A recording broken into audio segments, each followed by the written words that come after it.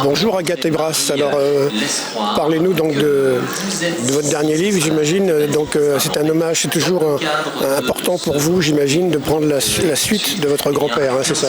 Oui, effectivement, il m'a passé le flambeau de la mémoire. On avait écrit ensemble en 2022 un livre qui s'appelle Le dernier témoin d'Oradour-sur-Glane. Et aujourd'hui, je viens présenter l'adaptation en bande dessinée qui est sortie donc en juin 2024. C'est un hommage à Robert Ebras puisqu'il nous a quittés en février 2023. Et c'était aussi un livre qui accompagnait les commémorations du 80e anniversaire du massacre.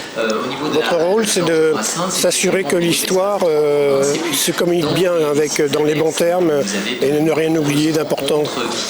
Mon rôle, c'est effectivement de veiller à la transmission de la mémoire du drame d'Oradour, veiller aussi au respect de la parole et du message qu'a porté mon grand-père pendant plusieurs dizaines d'années. Donc je ne me revendique pas ambassadrice de la mémoire d'Oradour, mais en tout cas comme garante de la mémoire de Robert Ebras. Gardienne. Gardienne aussi, oui. Avez-vous des projets Alors moi j'ai toujours des projets. Si je me suis engagée, si j'ai pris la suite de mon grand-père, c'est bien sûr pour que ça dure le plus de temps possible. Il faut aussi savoir s'adapter à son temps. Donc je m'engagerai du mieux possible.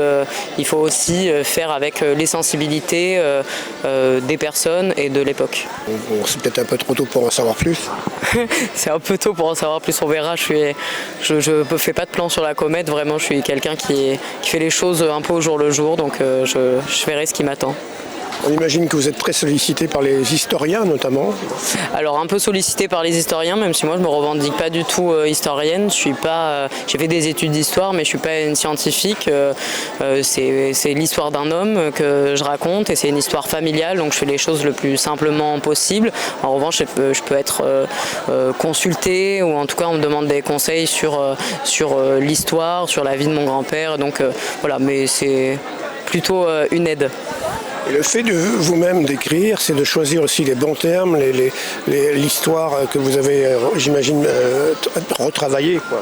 Alors effectivement, écrire l'histoire, bien sûr, on la retravaille pas parce que mon rôle, c'est de veiller à la vérité historique et donc justement à ce que le discours ne change pas et qu'on puisse pas y toucher. On est malheureusement embêté par la révisionniste, donc on fait très attention à ce que les choses soient préservées. Mon rôle, c'est aussi de effectivement tout cloisonner pour être certaine que ce qui est fait, ou en tout cas ce qui porte mon nom, n'est pas d'erreur et respecte la vérité historique.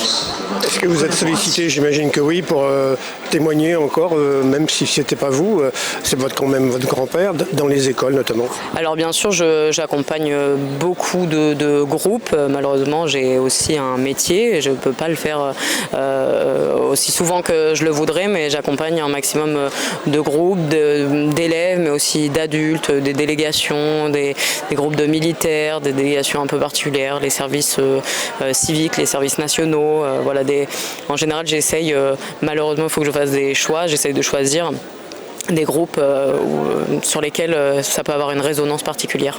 On vous remercie, bonne continuation. Merci beaucoup.